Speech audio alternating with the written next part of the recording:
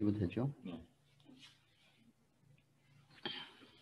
여러분 잘 쉬셨어요? 반갑습니다.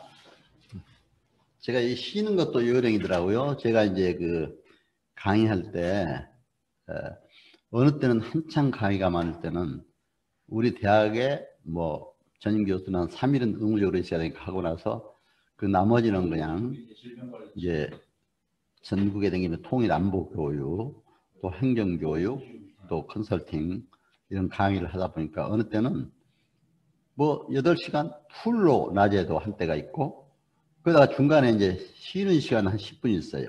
그때 푹 자버려요. 근데 그게 그렇게 또 깊이 잠이 되더라고요. 그래서 이제 쉬고 나면 또 그렇게 깨끗해져요, 머리가. 그래서 여러분들 좀 잘 쉬셨는지 해서 제가 잠깐 말씀을 드렸습니다.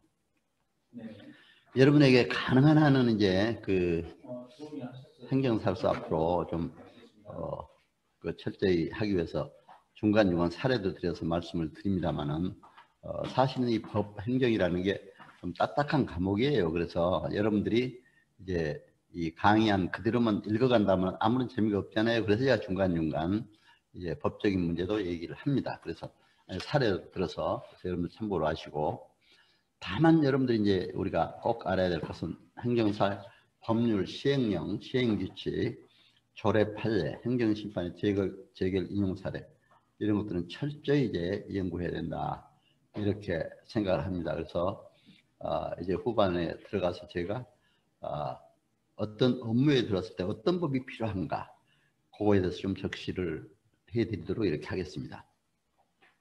그리고 국회 법률정보 시스템을 통해서 행정사와 관련된 입법화된 이런 법률을 수시로 확인을 해야 됩니다.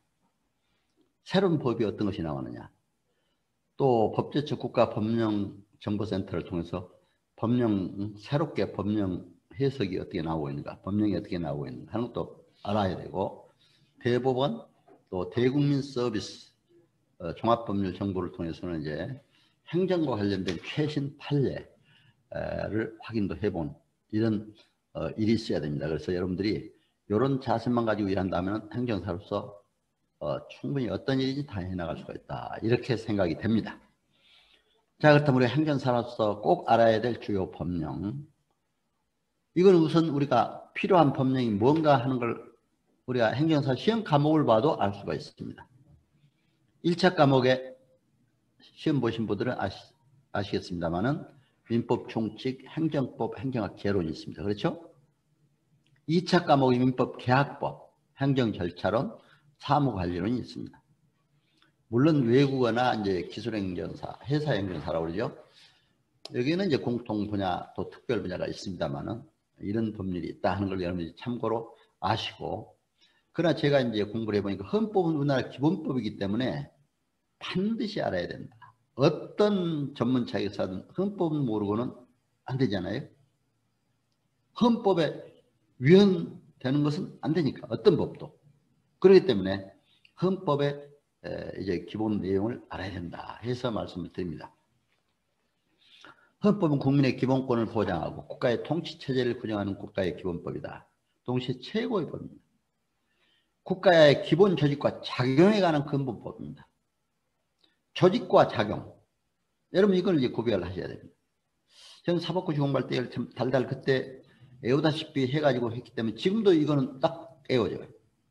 국가의 기본 조직에 관한 법, 기본 작용에 관한 법, 최고의 법. 기본 조직이라는 게 뭐 있습니까? 보통 우리가 권력 분립, 삼권 분립 했잖아요. 입법, 행정, 사법. 기본 조직이죠. 입법부, 국회, 사법부, 법원, 행정부, 우리 행정부서. 세 가지 조직 부서는 반드시 알아야 한다. 행정부서 산하에는 이제 지방자치 기관까지 있잖아요. 입법부도 알아야겠더라고요. 이번에 우리가 행정사법 개정을 통해서 입법부도 다녀보고 했습니다만 입법부 조직도 알아야 되겠더라고요. 그래서 이제 입법 공무원은 우리 행정사 자격이 주어집니다. 다만 사법부, 법원에 있다 나온 분들은 이제 법무사나 변호사 이렇게 자격이 주어집니다만은 행정부도 이제 검찰에 또 법무행정 이런 행정 하신 분들은 또 행정사 자격이 주어지기도 합니다. 그래서 이런 걸 여러분들이 아시고 이렇게 행정사로서의 이제 임하셨으면 좋겠다 생각이 듭니다. 특히 이제 법원 조직도 뭐 사법부 하면은 뭐 지방법원 또 이제 고등법원, 대법원 이렇게 되어 있습니다만 특히 저는 우리 행정심판 그 사무실 운영할 때 행정심판에서 행정소송으로 가는 과정 이걸 알기 위해서 꼭 행정법원은 제가 실습장소로 택해서 갑니다. 가서 보니까 참 거기 판사들이 너무 잘 해주더라고요. 아주 그 처음에 동영상도 우리에 딱 맞는 동영상 하나 보여줘요. 어떤 동영상을 보여주느냐. 행정법원에 가니까. 그 음주운전하다가 아니 음주를 했는데 어떤 사람이 대리운전기사를 불렀어요. 대리운전기사를 불러서 운전을 해가지고 자기 집 앞까지 갔는데 아니 운전기사는 계속 더 자기가 생각한 것보다는 훨씬 더 멀리 가니까 돈을 더 달라고 요구를 했어요. 근데 차주는 나 더 못 주겠다. 약속한 대로 가자. 둘이 옥신각신 하다가 운전기사가 화나니까 내려버렸어요. 그 순간 이제 앞에 앉아서 운전하려고 차주는 술 먹은 사람이 앉아서 핸들을 잡고 이렇게 틀어보는 순간 경찰이 왔어요. 음주 측정을 해보니까 엄청나거든요. 면허 취소 기준 이상 돼요. 요즘 면허 취소 기준도 굉장히 좀 더 높아졌습니다. 전에는 0.1이었는데 지금 0.08이 됐잖아요. 또 정지 기준도 0.03으로 이렇게 됐습니다. 그러면 이런 기준이 딱 넘어버리니까 취소됐어요. 취소됐는데 여기 이제 우리 행정사대에 알아야 될 중요한 문제가 몇 가지가 있습니다. 취소됐는데 이거는 여러분들 행정법원으로 가야 될까요? 행정심판위원회로 가야 될까요? 중앙행정심판에. 물론 어떤 분들은 행정법원으로 바로 가도 된다. 행정심판으로 바로 간다. 그러나 음주운전에 관한 것은 필요적 행정심판 전치주의가 적용됩니다. 필요적 행정심판 전치주의. 반드시 행정심판을 먼저 거쳐야 됩니다. 행정심판에 갔어요. 갔는데 거기서 졌어요. 왜 졌느냐면 행정심판에서 증거를 제대로 못 댔어요. 그러니까 이제 다시 행정법원에 행정소송을 할 때는 증거를 제대로 했어요. 어떻게 증거를 댔느냐. 운전기사한테 찾아갔는지 어쨌는지 하여튼 모르지만 운전기사가 와서 증언을 서줬어요. 아, 이 사람 운전 안 했다. 그 자리에 난 내려주고 왔다. 그렇죠? 사진도 마침 그 사람이 차주가 거기에 사진을 찍어놨어요. 나는 이 자리에다가 내가 내려주고 온 건 사실이다. 그렇게 했거든요. 그게 받아들여졌어요, 법원에서. 그러니까 이제 음주면허 취소는 이를 취소한다. 이런 판결이 나왔어요. 그냥 승소한 거 아니에요? 음주운전 면허 취소를 취소한다니까 바로 이제 법원에서는 승소라고 그러고 우리 그게 받아들이면 행정심판에서 인용이라고 그러지 않아요? 승소했습니다. 그러니까 막 뛸 것이 기뻐하는 이런 동영상을 보여주는 걸 봤습니다. 그래서 이제 음주운전에 관한 그런 동영상. 그래서 우리 행정법원, 법원 조직도 알아야 되잖아요. 일반 법원은 또 민사, 형사 사건들만이 다루지만 행정법원은 행정사건. 그렇죠? 그 옆에 이제 서울의 서초동의 그 양재동, 서초구의 양재동에 행정법원이 있고 또 이제 그 가정법원이 그 함께 있습니다. 저는 우리 사무실 서초동에 법원 앞에 있기 때문에 저는 교대역에 있습니다만 거기서 뭐 바로 양재까지는 금방 가까우니까 꼭 거기를 실습을 가는데 가서 보면 행정사건에 관한 재판하는 것도 다 보여줘요. 실제 들어가 다 봅니다. 굉장히 참고가 됩니다. 그래서 이제 이런 일도 있다는 걸 여러분들이 그래서 각 법원 조직도 우리가 알아야 되겠다 하는 생각이 들었어요. 그래서 그렇게 하고 이 정부 조직은 우리가 반드시 행정부 조직은 알아야 한다. 또 행정작용에 관한 법이다. 작용이란 뭡니까? 국민의 기본권에 관한 그런 여러 가지를 거기에서 다루고 있습니다. 그렇죠? 국민의 기본권. 자, 우리 국민의 헌법 1조에는 대한민국 민주공화국이다 되어 있습니다. 대한민국 주권은 국민에게 있고 국민의 권력은 권력으로부터 나온다. 자유, 민주, 평화, 통일, 인권, 국민 행복 규정 이거 하고 있습니다. 우리 헌법 4조 대한민국 통일을 지향하면 자유민주적 기본 질서에 입각한 평화 통일 정책을 수립하고 이를 추진한다. 5조에 보세요. 국제평화 유지에 노력한다. 침략 전쟁을 부인한다. 이렇게 되었습니다. 공무원은 국민 전체에 대한 봉사자이며 국민에 대한 대하지만 우리 헌법에 따라서 헌법 이런 기준에 맞게 우리가 어때요? 행정사법도 되어 있잖아요. 국민의 편익을 도모한다. 바로 봉사자로서. 그러니까 헌법 정신에 맞는 것이 바로 10조의 모든 기본권 조항에 처음 나온 조항입니다만 어때요? 국민은 인간으로서의 존엄과 가치를 가지며 행복을 추구할 권리를 가진다. 행복 추구권 있잖아요. 그렇기 때문에 이제 국민의 이런 인간으로서의 존엄과 가치권 바로 작용에 해당되는 겁니다. 행정작용. 그럼 이런 행정작용에서 이런 국민의 기본권이 침해됐을 때 어때요? 손해배상제도도 있고 헌법상에는 손실보상제도예요. 부적법한 그러니까 적법한 행위로 인해서 국민이 손실을 받았을 때는 손실보상. 이건 토지보상이 가장 많습니다. 우리 행정사들이 많이 해야 될 일입니다. 그 다음에 이제 위법한 행정행위로 인해서 국민이 기본권이 침해됐을 때 손해배상 청구. 헌법에 규정됐어요. 그렇죠? 그러나 이런 것도 우리 행정사들이 행정기관에서 적법한 행정행위로 인해서 국민 기본권이 침해됐을 때 손실을 받았을 때 손해배상 청구 소송. 그게 토지보상 업무죠. 그렇죠. 많죠. 그 다음에 행정기관의 위법한 행위로 인해서 불법한 행위로 인해서 국민이 손해를 봤을 때 국민의 기본권이 침해됐을 때 이건 바로 손해배상 청구. 기타 행정심판소에서 이게 구제할 수가 있다. 그렇죠? 여러분 그건 이제 참고로 아시면 됩니다. 사실 이 헌법만 공부하려도 대학에서는 6개월 보통 이상 1년 이상 공부를 합니다. 그러나 제가 여기서는 우리 행정사 관련된 것만 간략하게 말씀을 드렸습니다. 자, 민법은 시험 과목이 있기 때문에 우리 시험 공부하신 분들은 많이 공부하실지라 믿습니다. 그러나 우리 공직자들도 행정사 하시면 되겠다. 또 민법도 다 아시고 다 하는 거죠. 민법은 일반 사법으로서 바로 개인의 권리에 관한 법을 의미하잖아요. 그래서 특히 민법에서는 이제 법률 행위가 중요합니다. 왜? 민법의 법률 행위를 알아야 행정법의 행정 행위를 이해할 수가 있습니다. 그렇기 때문에 민법의 법률 행위는 우리가 반드시 알고 넘어야 한다. 그러니까 민법 총칙이 바로 우리 행정사 과목에도 나온 겁니다. 민법 총칙에 또 신의 성실의 원칙 중요하잖아요. 우리 행정사법에도 바로 신의 성실의 원칙이 규정이 되어 있습니다. 신의조차 성실하게 고객들의 국민들의 업무를 처리해 주는 것. 바로 이런 민법 총칙의 원리입니다. 그러나 여기서 민법도 저희들이 사법고시 공부할 때 보니까 민법만 공부하려도 이게 얼마나 범위가 넓은지 몰라요. 민법 총칙이 있죠. 물권법 상하권 있죠. 채권법 상하권 있죠. 또 친족상속법까지 하려면 굉장히 범위가 넓습니다. 그러나 여기에서 이제 행정사 관련된 중요한 문제만 말씀을 드리겠습니다.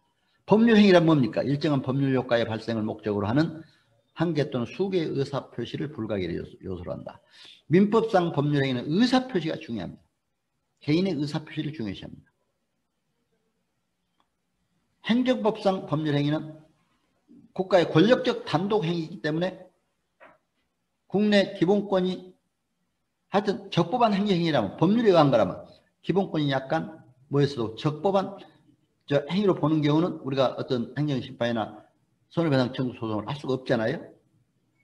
해도 또 이제 지는 경우도 있고 한데 그러나 일단은 이거는 이제 그때 조금 있다가 더 가서 행정법 할 때 말씀드리겠습니다만은 어떤 그 비례 원칙에서 비례가 되는 경우 예를 들면 토지 보상을 했을 때 지나치게 공공성만 생각하고 보상은 조금 했다. 그럼 국민의 기본권이 많이 침해됐잖아요. 그때는 좀 균형 있게 해달라고 우리 행정사들이 요구해서 비례 원칙에 조정해서 할 수도 있는 여러 가지 경우가 있습니다. 그렇기 때문에 오늘 제가 말씀드린 거 여러분 이제 한마디 한마디를 좀 깊이 생각하면서 이렇게 드셔야지. 잘못하면 한 번 얘기한 거 그것만 가지고 하면 이건 이렇게 생각하는데 그렇게 할 수가 있습니다. 그러니까 여러분들이 참고로 좀 더 이렇게 폭넓게 들으시고 이런 경우도 있다 저런 경우도 있다 하는 걸 생각하시기 바랍니다. 민법에서 이제 법률행위 종류는 단독행위, 계약, 합동행위가 있습니다. 단독행위에도 우리가 행정사들이 할 일이 많습니다만 계약, 합동행위 이게 많잖아요. 자, 재단법률 설립행위가 대표적인데 재단법률 설립도 저는 많이 해봤습니다. 물론 유언, 소유권의 포기, 상속, 승인의 포기 이런 것도 있습니다만 그러나 우리 행정사회를 딴 거는 다 이제 개인들이 거의 다 해요. 이런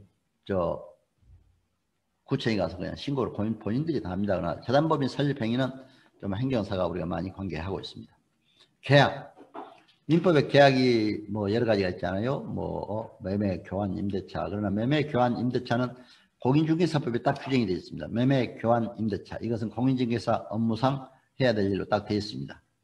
그러나 이제 우리 행정사가 이런 매매, 교환, 임대차 할 때 계약서를 쓸 수 있느냐 없느냐 하는 것은 여러분 우리가 좀 깊이 생각해야 됩니다. 다음에 행정사법 나올 때 계약서를 쓸 수 있도록 됐어요. 근데 매매계약서를 여러분들 쓸 수 있겠어요? 없겠어요? 한번 쓸 수 있겠다고 하신 분은 손 한번 들어보시고, 쓸 수 없다 하신 분은 쓸 수 있겠다. 예. 또 쓸 수 없겠다 하신 분, 예, 예. 뭐 쓸 수 없겠다 하신 분도 손 든 분도 그렇습니다. 그런데 보세요. 우리 행정사법은 계약을 쓸 수 있도록 다 돼 있어요. 그런데 여러분들 그걸 아셔야 되는 것이 매매, 교환, 임대차는 공인중개사 업무에 딱 뭐 중개사법에 그게 돼 있더라고요. 저도 이제 공인중개사도 1회 때 제가 합격했어요. 그래서 이제 공인중개사도 관계라고 부동산을 또 해야 되겠더라고요. 행정사도 같이. 그래서 봤는데 공인중개사법도 보니까 매매, 교환, 임대차는 딱 못 박혔더라고요. 그게 이 세 가지를 해야 된다 하면서. 근데 거기에 행정사가 계약서를 단순히 의뢰에 써주는 건 쓸 수 있는데 계약서를 쓸 때 만약에 중개 행위를 했다거나 매물을 자기가 받아가지고 소개도 하고 또 가서 집도 보여주고 가격도 조정하고 이렇게 하면은 중개 행위를 했기 때문에 공인중개사법 위반이 됩니다. 그렇죠? 그런 행위를 하지 않고 단순히 당사자들이 와서 이거 좀 하나 대피를 해주세요. 이런 정도로 해주는 건 괜찮습니다. 여러분들 참고로 그거 아시고 이런 계약서. 그러나 우리가 행정사들이 이제 항상 국민이 왔을 때 행정사도 계약을 해야 돼요. 그렇죠? 국민들과. 그러면 행정사들이 계약을 할 때 어떤 계약서를 쓰는 게 제일 좋습니까? 여기에 여러 가지 있습니다. 증여, 매매, 임대차 계약. 그렇다고 우리가 뭐 매매 계약서도 아니고 사용자채도 아니고 고용. 저는 위임 계약서라고 씁니다. 보통. 왜? 행사법에 국민의 위임에 의해서 행정사무를 처리해준다고 되어 있거든요. 그렇죠? 위임. 그렇기 때문에 위임 계약서를 씁니다. 그럼 위임 계약서를 쓸 때는 전에는 종전에는 막 갑을 이렇게 했어요. 위임인 갑 수임인 을로 한다는데 요새 갑질한다 그러면 안 되잖아요. 그렇기 때문에 저는 그 말을 다 없애고 그냥 위임인 수임인 단순하게 그렇게 써주면 돼요. 고객은 위임했으니까 위임이 되고 행정사는 수임을 받았잖아요. 수임인 쓰고 또 거기에 이제 위임 내용 어떤 업무를 영업정지 처분에 대한 취소 한다든가 그렇게 하고 또 당사자의 권리 의무 관계 계약을 체결했어도 권리 의무 관계에 있어야 되잖아요. 위임한 국민은 최소한 자료를 요청하는 건 다 제공해 줘야 돼요. 음주운전 면허 취소당한 사람이 했다면 자기 경찰서에 다 띄어다 줄 거 띄어다 줘야 되잖아요. 언제 취소됐다. 자기 면허증은 언제 받았는데 그동안 또 음주운전에 걸린 적 없다 이런 거라든가 이런 걸 다 띄어다 줘야 되잖아요. 그런 걸 해야 되고 또 거기에 이제 수임료가 얼마다 또 이제 착수금은 얼마다 이런 걸 쓰고 서로 사인하면 됩니다. 그러니까 위임계약서를 우리는 보통 하고 있다. 그리고 합동행위는 공동 목적을 위하여 평행적 구심적으로 방향을 같이 하는 두 개 이상의 의사표시 합필성이 많은 것이다. 이거 법인 설립이 합동행위도 재단법인 설립행위나 단독행위와 같이 이것도 이제 사단법인 설립행위 이런 것도 우리 행정사에 많이 들어옵니다. 그렇기 때문에 법인 설립 허가 우리 행정사법에도 인허가 대리권 인허가 문제가 이제 우리 법에 규정이 됐습니다. 그렇기 때문에 여러분들이 이런 법인 설립 인허가 문제 이런 것도 있다 하는 걸 아시면 됩니다. 자, 행정사와 행정법. 행정법은 행정에 관한 고유한 공법이죠. 행정주체 조직 작용 행정구제에 관한 겁니다. 여기 보세요. 헌법이라는 뭐라고 그랬어요? 국가의 기본 조직과 작용에 관한 법이다 그랬잖아요. 똑같잖아요. 그렇죠? 헌법에 다 근거해서 나옵니다. 다만 행정구제에 관한 공법이다 하는 것이 좀 특징적으로 더 규정이 됐습니다. 왜? 행정구제는 이제 행정법에서 행정소송을 통해서 해야 되니까, 행정소송이나 행정심판을 통해서. 행정구제라는 건 행정소송과 행정심판이 있습니다. 이런 걸 우리가 잘 알아야 된다. 그러면 이제 행정법의 원칙, 법률 유보의 원칙. 반드시 행정행위는 법률에 근거해야 돼요. 그렇죠? 법률에 근거 없이 하는 행정행위는 위법입니다. 안 되잖아요. 그러니까 이제 우리가 행정사들은 과연 행정 공무원이 법률의 근거에서 이걸 했느냐 먼저 찾아봐야 돼요. 그렇죠? 법적 근거가 없다면 그건 위법행위가 되잖아요. 행정심판에서 반드시 그건 이길 수가 있잖아요. 이런 거. 아까 말씀드렸습니다만 비례의 원칙, 공익과 사익의 비례의 원칙. 적절히 이렇게 비례해서 우리가 해주는 거. 행정 자기구속, 선례구속. 이것도 법원에서 판례구속의 원칙이나 마찬가지입니다. 선례구속. 신뢰보호, 행정기관 적극 소극적 운동, 정당성을 신뢰해 주는 거죠. 부당 결부 금지의 원칙. 공권력 행사 시 관련 없는 반대급부를 연결을 금지하는 겁니다. 예를 들면 기부 체납했다고 해서 거기다 특별한 혜택을 줘가지고 막 큰 건물을 짓게 하거나 그 땅에다 그러면 안 되잖아요. 이런 것들을 조심해야 한다. 그래서 여기 행정행위 보세요. 아까 민법상 법률행위하고 한번 비교해 봅시다. 행정청이 법 아래서 구체적 사실에 관한 법 집행을 수행하는 권력적 단독행위인 공법행위다. 우리는 권력적 단독행위요? 공법행위다. 민법상 행위하고 어떻게 달라요? 거기는 단독행위도 있고 계약도 있고 합동행위도 있습니다. 그렇죠? 권력적 단독행위다. 여러분이 이런 것만 이제 구별하시면 된다 해서 말씀을 드렸습니다. 행정행위의 특수성, 지금 권력 단독이다. 또 법적합성, 공정성. 법에서 아까도 말씀드린 겁니다. 반드시 법에 근거해요. 법률 유보 원칙이나 마찬가지입니다. 공정해야 된다. 내용 실현을 담보해야 된다. 왜냐하면 내용 실현성도 없는 것이 행정행위에 처해서 안 되잖아요. 뭐 별을 따와야 된다. 뭐 안 되잖아요. 이건 시적으로는 표현 아닙니다. 문학에서는 아주 그런 표현을 많이 써요. 그렇죠? 그러나 어떻게 실현성이 없는 건 행위에서는 안 되잖아요. 확정성, 불가쟁력, 불가변력. 특히 불가쟁력, 불가변력에 대해서는 알아야 될 것이 여러분들 이제 행정구제적 행정심판 나올 때 행정처분이 있은 날로부터 180일 이내, 행정처분이 있음을 안 날로부터 90일 이내 행정심판을 할 수가 있다. 이건 바로 불가전력, 불가변력. 그걸 지나면 못한다 이겁니다. 그렇죠? 딱 거기에 묶여 있습니다. 행정구제제도에서. 그래서 이런 것도 이제 알아야 된다. 자, 행정구제 특수성에서는 행정소송은 행정법원에, 행정심판은 행정청에. 아까 국민권익위원회가 있었죠. 국민권익위원회 안에 행정심판위원회가 있습니다. 이렇게 하는 것이 우리가 이제 행정사가 해야 될 일이다. 행정상 손해배상제도. 헌법 23조에는 손실보상에 관한 손해배상은 이제 그 위법한 행정행위로 인해서 국민이 손해를 받을 때 하는 것. 아까 말씀드려서 이건 넘어가도록 하겠습니다. 자, 행정심판은 어떤 거예요? 행정심판은 행정상의 법률관계에 관해 분쟁이 있을 때 행정기관이 이를 심리하거나 재결하는 절차입니다. 행정쟁소에서 행정소송과 행정심판이 있다면 행정소송은 행정법원으로 가는 거고 행정심판은 행정기관의 국민권익위원회 안에 행정심판회로 가야 된다. 이렇게 하시면 됩니다. 그렇다면 행정심판이란 뭐냐? 행정청의 위법 부당한 처분 그 밖에 공권력 행사, 불행사 등으로 권리나 이익이 침해됐을 때 국민의 행정기관의 권리구제 절차다. 이 행정청의 위법 부당한 처분. 그건 이제 말씀을 드렸습니다. 공권력의 행사나 불행사, 행사에서 권력을 남용해서 행사했다든가 하지 않아가지고 국민들이 권리 이익이 침해받았을 때 하지 않은 경우가 어느 경우가 있을 것 같아요. 부작위로 인한 행정행위입니다. 그렇죠? 예를 들면 인허가 신청을 했어요. 근데 똑같은 조건인데 어떤 사람은 인허가를 해주고 어떤 영업 인허가를 해주고 영업장을 하나 신청을 했는데 어떤 사람은 안 해줬어요. 그러면 행정심판을 통해서 왜 안 했느냐?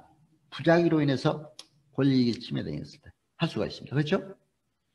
그러니까 행정심판이나 이런 것도 우리가 얼마나 해야 될 일이 많은가 하는 걸 볼 수 있게 됩니다. 행정심판 전치주의. 아까도 말씀드렸습니다. 필요적 행정심판 전치주의, 임의적 행정심판 전치주의가 있습니다. 행정심판 전치주의란 뭡니까? 행정소송을 제기하기 전에 전 단계로서 먼저 행정심판을 하는 거죠.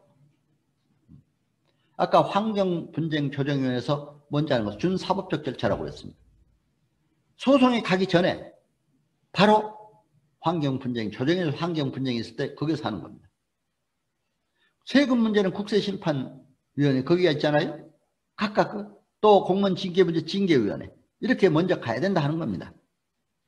그런데 필요적 행정심판 전치주의가 적용되는 경우는 특별법상 공무원의 징계라든가 토지수용 재결, 노동위원회 재결, 각종 세법상의 체벌 또는 음주운전 등은 반드시 필요적 행정심판 전치주의가 적용된다. 행정심판을 먼저 반드시 거쳐야 된다 이런 거예요. 이런 것은 행정심판에 관한 여러분들이 실습 시간에 좀 더 이제 구체적으로 하게 될 겁니다. 그래서 여러분들이 그때 이제 하고 또 이제 행정심판법 심판과 이제 대립권 문제는 상당히 예민한 문제입니다. 사실은 우리 행정심판법 18조에 보면 위원회 허가를 받아서 행정심판 대리권을 가질 수 있도록 되어 있어요. 근데 위원회 허가를 받아서 한다는 게 그게 복잡한 절차 거치다 보면은 허가 안 나오면 대리권 인정이 안 되잖아요. 이렇게 정말 그래서 이것도 앞으로 우리가 개정을 지금 준비하고 있습니다. 앞으로 바로 우리가 위원회 허가 이런 것 규정 넣지 않고 바로 행정사가 대리권이 있는 걸로 왜? 행정심판법 18조 3항은 변호사는 대리인으로 바로 선임할 수 있다고 되어 있어요. 그렇기 때문에 행정사도 우리가 그렇게 그래서 행정사 제도가 아직 지금 이게 안 됐다는 걸 앞으로 꼭 관철시켜야 될 중요한 문제다. 이렇게 이제 보고 있습니다. 행정심판은 취소심판, 무효확인심판, 의무이행심판. 그러나 이제 취소심판이 대부분입니다. 위법 부당한 행정처분, 이거 취소하거나 변경하는 겁니다. 그래서 무효확인심판은 효력의 유무 존재 여부를 확인하는 거죠. 의무이행심판은 이제 아까 부작위에 대한 거부처분을 했을 때 그거 하는 겁니다. 그래서 이제 행정소송에도 보면 항고소송, 취소 무효확인 소송 이런 게 있고 당사자 소송, 선거소송, 기관소송 뭐 이런 게 있습니다. 그래서 이런 게 있다는 걸 참고로 이제 그래서 행정소송과 행정심판은 하는 것 절차는 똑같더라고요. 보니까 저도 뭐 국가소송수행 담당관으로 법무부 장관 임명받아이고 제가 법학을 전공했다고 해서 국가소송수행 담당관 해봤습니다. 한 3년간을 실질적으로 법원에 다니면서 변호사가 해야 될 일을 한 거예요. 각 정부 부처에서 여러분도 뭐 해보신 분도 계시라고 믿습니다. 정부를 대신해서 가서 행정 소송에 대해서 참여를 합니다. 변호사를 이제 쓰지 않고 직접 법학 전공한 입장에서 근데 그렇게 하고 있는데 해보니까 뭐 똑같더라고요. 행정심판, 행정소송에 가서 소장 쓰는 거라든가 행정심판서 쓰는 거라든가 그래서 여러분들 참고를 하시고 이런 거 이제 있다는 것을 보면 됩니다. 아까 말씀드린 대로 행정처분이 있음을 알게 된 날부터 90일, 처분이 있었던 날부터 180일, 다만 천재지변 불가피한 사유로 인해서 그 소멸된 날부터 14일 이내 이런 특별한 규정은 있습니다. 예를 들면 지진이라든가 뭐 천재지변, 기타 해일 뭐 여러 사건이 나서 전쟁이라든가 그렇죠? 그래서 이제 이런 것만 여러분 참고하시면 됩니다. 자, 그러면 이제 행정심판위원회, 중앙행정심판위가 있고 지방행정심판위원, 시도지사 소속 이렇게 있습니다. 그런데 환경위원회도 중앙행정조정위원회가 있고 지방행정조정위원회가 있습니다. 이것도 마찬가지입니다. 이것도 이제 환경조정위원회는 그러더라고요. 거기는 이제 30인인데 여기는 50인으로 되어 있잖아요. 그런데 우리 행정심판위원회는 더 이제 아무래도 종합적인 행정심판이기 때문에 많습니다. 그리고 중앙행정심판위원회 하고 이제 시도행정심판위가 있다. 그러나 환경 분야는 그게 좀 다르더라고요. 그 중앙행정심판위원회는 1억 이상 손해배상액이라든가 이런 게 갈 때는 중앙행정심판위원회로 가고 1억 이하는 지방행정심판위로 가는 걸로 이렇게 되어 있더라고요. 그러니까 여러분들 참고로 이걸 아시고 우리는 필요적 행정심판 조치는 반드시 아까 음주운전 같은 건 중앙행정심판위원회 또 이제 각 특별 법에 의해서 세무사는 세무관계 그쪽이나 노무사 이런 건 그쪽 분야 노동위라든가 국세심판위원회라든가 이런 데로 간다 하는 것만 여러분 참고로 하시면 됩니다. 행정심판 작성 시 유의사항 이것은 여러분들이 이제 행정 실습을 할 때 실질적으로 해볼 겁니다. 그래서 중요한 것만 따지면 청구 취지, 자동차 운전면허 취소는 이를 취소한다. 아까도 말씀드렸죠. 또 영업정지 몇 개월, 행정처분 이를 취소한다. 이런 결정을 구한다. 뭐 소장하고 쓰는 거랑 똑같아요. 처음 소의 취지라든가 이게 소의 원인 아니면 원인은 사실관계를 먼저 살펴야 돼요. 언제 몇 월 며칠 날 영업정지를 당했다. 그렇죠? 영업정지죠. 또 음주운전 면허 취소 처분을 당했다. 위법부당. 근데 이렇게 처분을 받았는데 이것은 위법하다, 부당하다. 이거 법률적인 그런 관계를 해석을 할 수 있어야 됩니다. 그 다음에 이제 아까 공익 비례의 원칙, 또 행정 구속의 원칙, 신뢰보호 원칙 이런 것도 다 참고해야 됩니다. 행정법의 원칙을 따져서 행정심판서도 잘 작성해야 된다. 여러분들 오늘은 여기서 이제 중요한 이런 법적인 원칙만 아시고 실질적으로 이제 써보셔야 됩니다. 그때 써보시면 실질적으로 해보면 또 다 하게 돼요. 여러분들 좀 더 뭐 겁날 건 없습니다. 자, 행정사 제도 및 행정사 법. 행정사 제도 변화 및 연역. 여기서 여러분들 이제 중요한 것만 골자로 하세요. 1906년에 경시정령으로 해서 대서업 규제규칙으로 재정 공포됐다. 또 1961년 행정사법이 제정됐다. 행정서사의 허가 및 의무사항을 규정하기 시작했습니다. 또 1975년 12월 31일 대한행정사법 개정됐고 76년 8월 10일 날 대한행정서사회 설립 허가를 받았습니다. 그러니까 사실은 우리 지금 대한행정사회 설립 허가를 받는 것은 우리 대한행정사회로 와서는 역사가 이제 저도 이번에 우리 이제 내년에 행정사법 개정으로 인한 단일화 작업을 하면서 우리 협회 이제 화보를 하나 편찬해야 되지 않느냐. 왜냐하면 다음 일을 하기 위해서 대한행정사가 일하는 데 도움이 되기 위해서 그래서 이제 화보도 편찬하고 이게 뭐 자료도 하나 남기기 위해서 하고 있습니다. 제가 편찬위원장을 맡아서 하고 있는데요. 대한행정사회가 76년이라면 지금까지 45년이 돼요. 그렇죠? 올해 1920년이 아니 2020년이 45년입니다. 45년의 역사를 가지고 대한행정사회가 왔다. 그러나 그 전부터 이제 대서업으로 하고는 있었다. 그렇죠? 그러나 대한행정서사회가 이제 2011년도 대한행정사협회로 바뀌었다. 행정서사협회를 행정사협회로 바꿨다. 이런 것만 여러분 참고를 하시면 됩니다. 그리고 이제 2013년도 1월 1일 행정사법 시행됨으로 인해서 2013년도 1회 행정사 자격시험이 실시됐고 또 행정사 공직자들도 그때부터 이제 대거 많이 들어오게 됐다. 2014년도부터 1회 1기로 교육도 받고 저도 했습니다만 이렇게 됐다. 그렇죠? 그래서 이제 행정사가 이런 제도의 변천이 있었다. 이것만 여러분들 간단히 구체적으로 아실 건 없이 이렇게 알면 됩니다. 그리고 일조의 목적. 아까도 말씀드렸죠? 국민의 편익을 행정과 관련한 도모하고 행정제도의 건전한 발전에 이바지하는 걸 목적으로 했다. 업무는 위임을 받은 각호의 업무를 수행한다. 보세요. 행정기관에 제출한 서류의 작성. 이건 상당히 옛날에 대서업 했던 거, 대서소 같은 그런 성격의 업무 같습니다만 그러나 지금도 이런 민원행정도 잘할 수 있어야 돼요. 예를 들면 아까도 제가 내용증명을 통해서 그 학원 설립허가 취소되는 이런 문제까지도 정말 이게 해결해 드렸다고 내가 얘기했습니다만 이렇게 민원 행정도 중요한 면이 많이 있습니다. 진정서나 또는 이제 내용증명이나 또 건의서나 이런 거 써주는 것도 중요합니다. 권리나 사실증명에 관한 서류의 작성. 이것도 이제 계약서를 작성한다든가 또 우리가 지금 아까 부동산에 관한 계약서를 얘기했습니다만 부동산에 관한 시세 확인 증명서도 우리 행정사들이 많이 해주고 있습니다. 시세 확인을 받아야 그걸 가지고 여러 가지 기관에 제출해서 자기네 권리를 보호받을 수 있기 때문에 또 사실관계 증명, 사실조사 업무 이런 것도 우리 행정사 하기 때문에 사실조사 업무는 이제 사실조사 시간에 또 한 번 여러분들이 더 구체적으로 듣기 바랍니다. 제 시간은 여러분들이 종합적으로 아는 시간입니다. 그래서 종합적으로 우리가 알고 나면 그 다음부터 이제 한 과목 한 과목 세부적으로 들어가니까 이 다음번에 출입국 업무라든가 또 토지보상 업무라든가 영업 인허가 문제, 기타 민원 행정, 또 사실조사 업무 다양하게 다 합니다. 토지보상 업무. 그러니까 여러분 참고로 그렇게 아시고 들으시면 되겠습니다. 인허가 면허등을 받기 위해 행정기관의 신청 대리. 인허가 문제는 바로 대리권이 있습니다. 그렇죠? 신청 청구 대리하는 거. 그러나 이제 불복을 할 때, 만약 허가를 안 해줬을 때, 불복을 할 때, 다시 행정심판할 때는 대리권이 없기 때문에 우리가 대행만 해줘야 된다. 그런 문제가 있습니다. 그 다음에 2조 6항의 행정관계 법령 및 행정에 대한 상담 또는 자문에 응답한다. 이건 상담이 바로 컨설팅입니다. 그렇죠? 조금 이따가 이제 컨설팅에 와서 좀 더 설명을 드리겠습니다. 국민을 상담해서 잘 인도해 주는 거. 컨설팅이 뭡니까? 바로 진단해서 지도해 주는 겁니다. 경영 컨설팅 하면 진단, 지도 이렇게 나와요. 기업을 가서 진단해 줘야 돼요. 기업의 조직 진단, 인사관리 진단, 재무 진단, 각 마케팅 진단을 해서 어떻게 하라고 지도해 주는 겁니다. 의사가 환자가 오면 진단해서 병을 진단해서 치료해 주는 건 마찬가지입니다. 컨설팅. 요즘에 컨설팅이라는 용어가 굉장히 많이 쓰여지고 있습니다.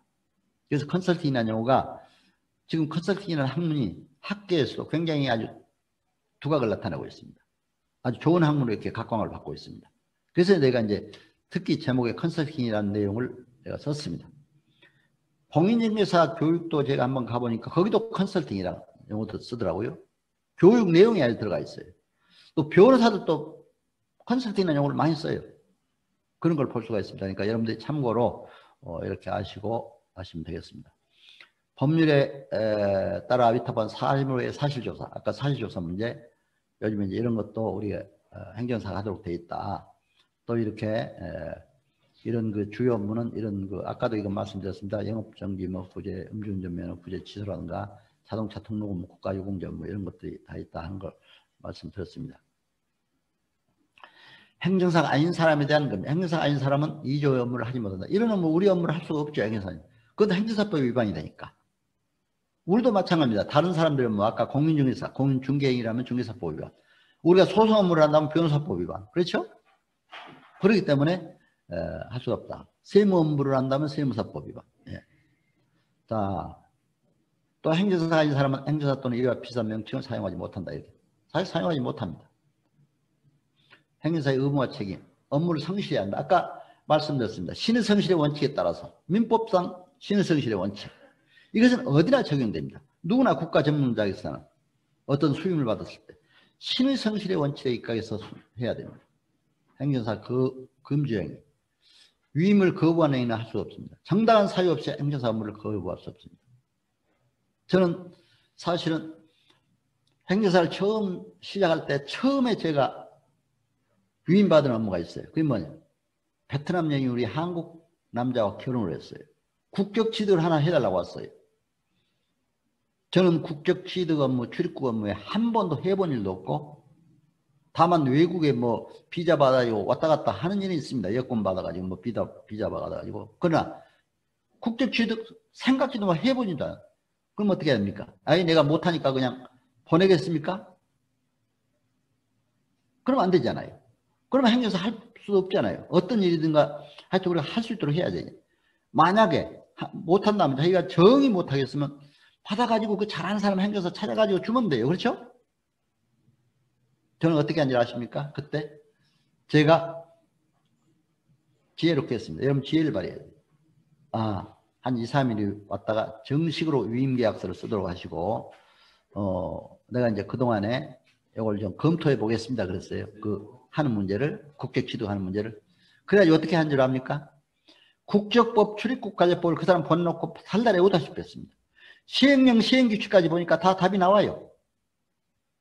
그때 당시에는 3년 이상 한국에 와서 베트남 여인이 살았어야 돼요. 또 3천만 원 이상 예금 증서나 현금 그 증서가 있어야 돼요. 뭐가 이제 현금이. 그걸 본국에서 범죄 경력이 없어야 돼요. 그런 걸 증명할 수 있으면 다 국적 취득이 되도록 돼 있어요. 그렇게 하고도 그것도 이제 모자라서 또 출입국관리 사무소에 지금 외국인청으로 바꿨죠. 출입국 외국인청으로. 근데 갔어요. 찾아가서. 거기 가니까 공무원이 참 친절하게 잘해주더라고요. 거기에서 이제 그 신청서까지 다 받아가지고 서류까지 받아가지고 와서 이제 2, 3일 왔어요. 그 사람한테 설명을 다 했어요. 이거 이렇게 해서 3년 이상 살았느냐 뭐 했느냐 물어가면서 이렇게 해왔으면 또 본국에 범죄 경력 띄워와라 막 하고 다 했더니 저보고 그래요. 양식까지 쓰라고 이렇게 했더니 어쩌면 이렇게 지금까지 여러분한테 다 물어봤지만 한 분도 이렇게 대답이 좀 보였는데 그렇게 시원하게도 속 시원하게 대답해서 고맙다. 바로 계약하자 그러더라고요. 계약했어요. 제가 여러분 알아서 했습니까? 내가 못한다고 하면 안 되잖아요. 그렇죠? 여러분 내가 안 해본 일이라도 얼마든지 찾아서만 할 수가 있습니다. 그렇기 때문에 여러분 조금 더 겁을 먹을 건 없어요. 어떤 일이든 간에 할 수가 없다. 그렇죠? 할 수가 있다. 그래서 저는 그때 자신감이 생겼어요. 그러나 저는 좀 더 열심히 그 분야 하기 위해서 출입국 관리 그 교육하는 걸 120만 원이나 주어가면서 교육을 또 한 달 받았어요. 받아가지고 완전히 그 출입국 그래서 출입국 대행기관으로 지금 신분증도 받아놨습니다. 법무부 출입관리 외국인청 거기서 받아놨는데 정말 이 출입국 관련 업무도 상당히 많아요. 다문화 시대에 외국인들이 많이 들어오지 않아요? 여러분들 참고로 그걸 아시고 이렇게 하시면 됩니다. 행정사 업무를 알선으로 하는 자를 이용하라. 그러니까 알선하면 안 되잖아요. 그러니까 쉽게 얘기하면 무슨 부록같이는 하지 말라 이런 얘기예요. 그렇죠?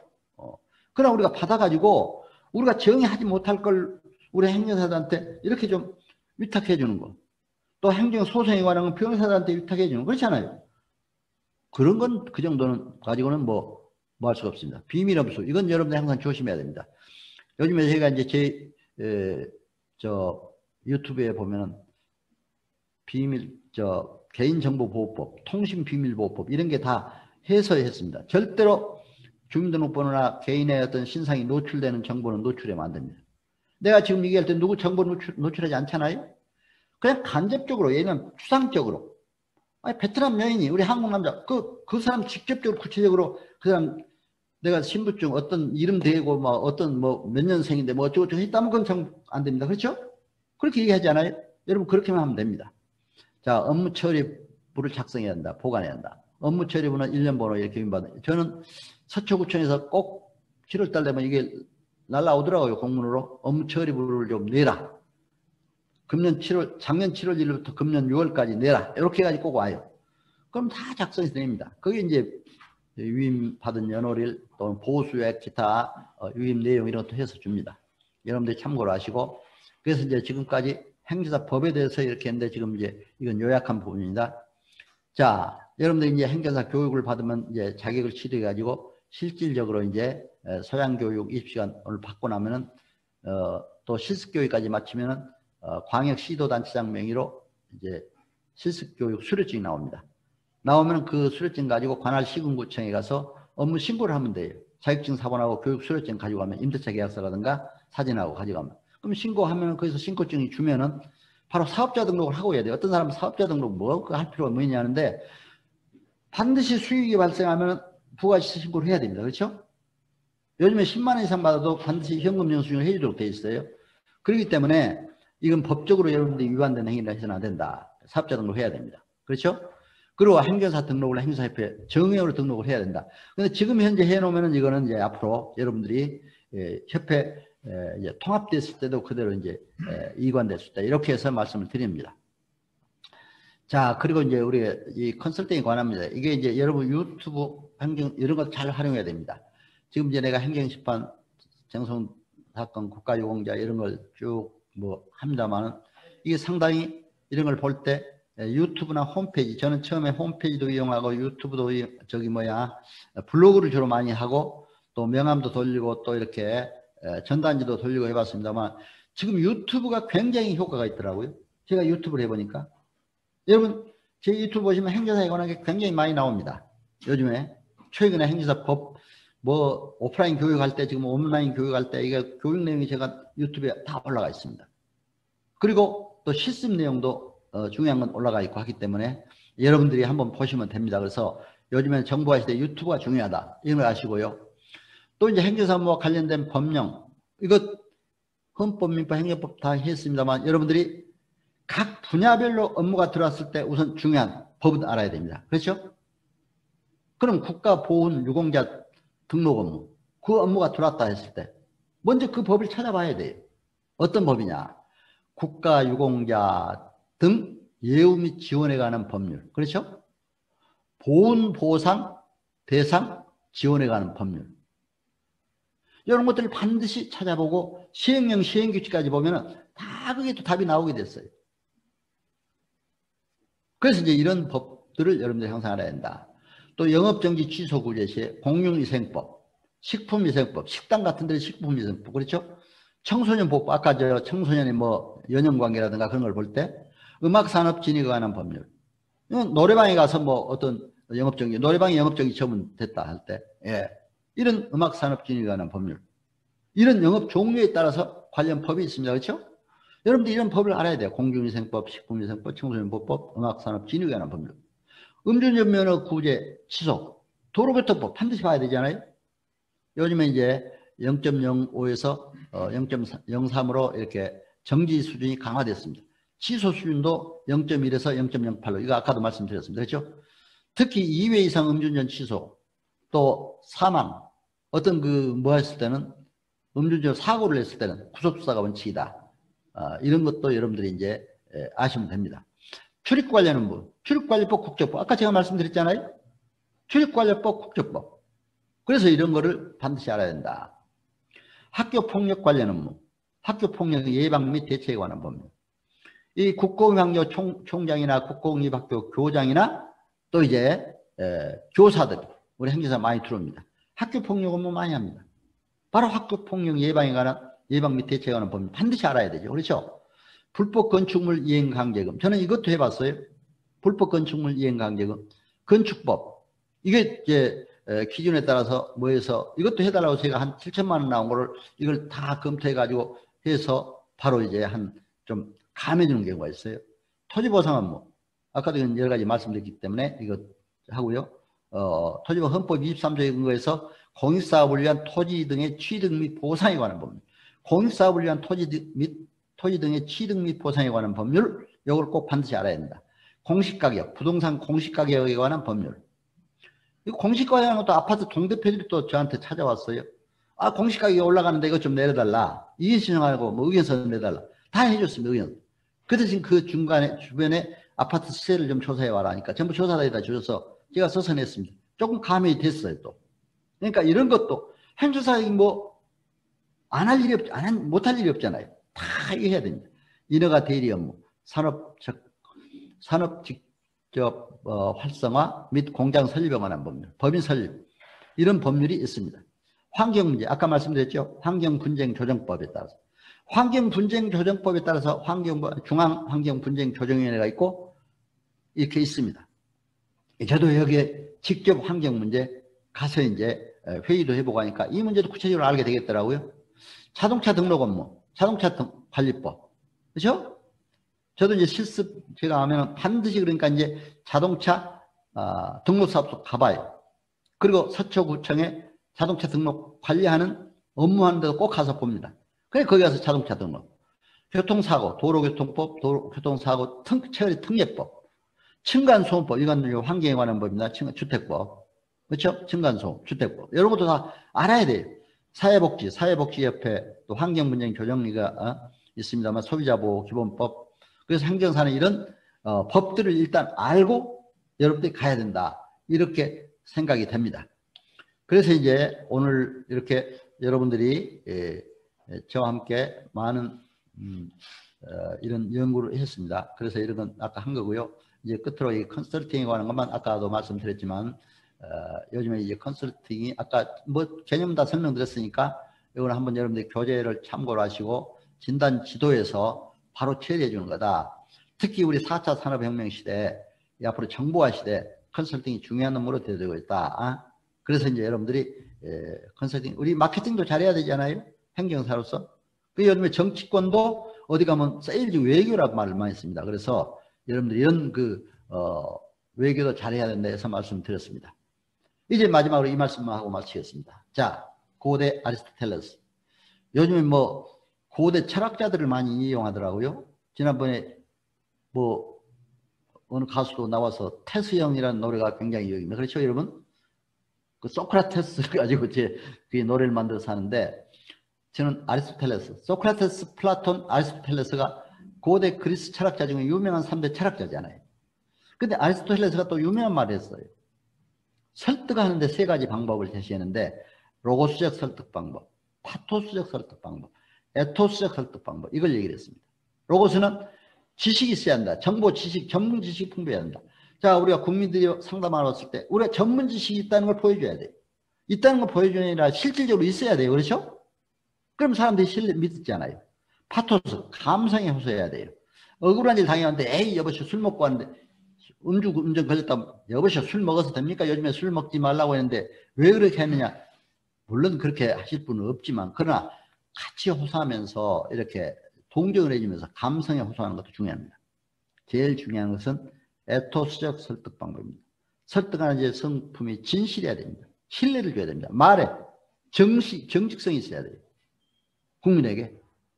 근데 우리 공직자들 또 행정사 시험에 합격한 분도 마찬가지입니다. 행정사람은 또 신뢰를 하긴 합니다. 국민들이. 공직에 오래 있었다니까 그래도 믿음을 갖고 이렇게 접근하고 그래요. 그래서 여러분들 신뢰성이 가장 중요하다. 인간관계도 신뢰성이 제일 중요하잖아요. 똑같습니다, 우리.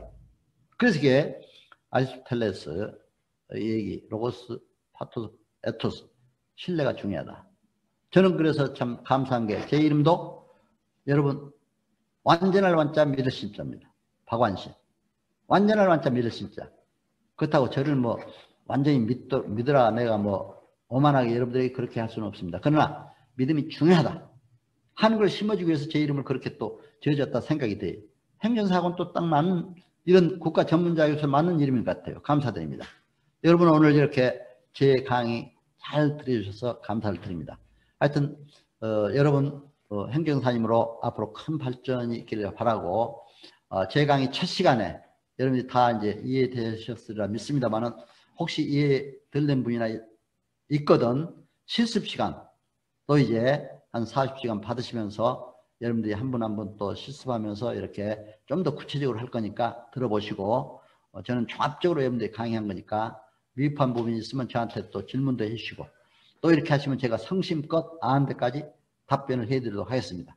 여러분 앞으로 성공하시길 바라고 행정사로서 가정과 또 하시는 모든 사역에 크신 복이 넘치시기를 기원합니다. 여러분 건강하세요. 행복하세요. 감사합니다.